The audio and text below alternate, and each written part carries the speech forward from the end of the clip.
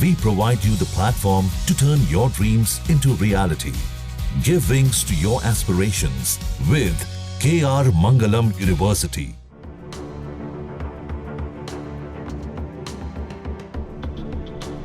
महाराष्ट्र में स्थानीय मछुआरों के साथ मारपीट और उन्हें परेशान करने के मामले में अब महाराष्ट्र सरकार में मंत्री नितेश राणे सख्त नजर आ रहे हैं। उन्होंने सख्ती भरे लहजे में बांग्लादेशियों और रोहिंग्याओं को चेतावनी दे दी है कि अगर उन्होंने दोबारा से कोई ऐसी हरकत की तो इसका अंजाम बहुत ज्यादा बुरा होगा। उन्होंने कहा कि बांग्लादेशियों को ऐसा सबक सिखाया जाएगा कि वो हिंदुओं को परेशान करना भूल जाएंगे, उन पर हाथ उठाना भूल जाएंगे।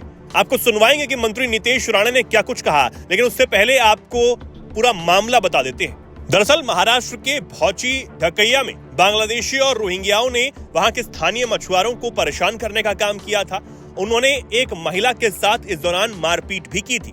अब ये मामला सामने आने के बाद कोली समुदाय के लोगों ने हिंदुत्व संगठनों को एक पत्र लिखा था और इस घटना के बारे में जानकारी दी थी। ये भी बताया था कि कुछ बांग्लादेशी और रोहिंग्या अवैध रूप से यहाँ पर आए और हमारे कोली भाइयों के साथ मारपीट की, जिसके बाद महाराष्ट्र सरकार में मंत्री नितेश राणे ने भौची ढकैया का दौरा किया, मछुआरों से बातचीत की और सख्ती भरे लहजे में बांग्लादेशियों को ये जवाब दिया। राज्य के मत्स्य विकास मंत्री और बीजेपी नेता नितेश राणे ने प्रदेश और राज्य सरकार से मांग की है कि इस घटना के पीछे कौन है, इसकी प्रभावी जांच कराई जाए।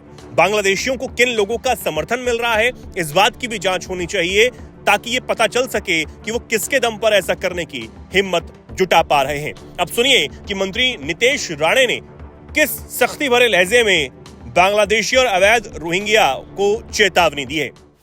देखिए, ये हमारा जो भाइयों का धक्का ये एरिया है वो हमारे हिंदू राष्ट्र में आता है, वो कोई कराची पाकिस्तान में नहीं है।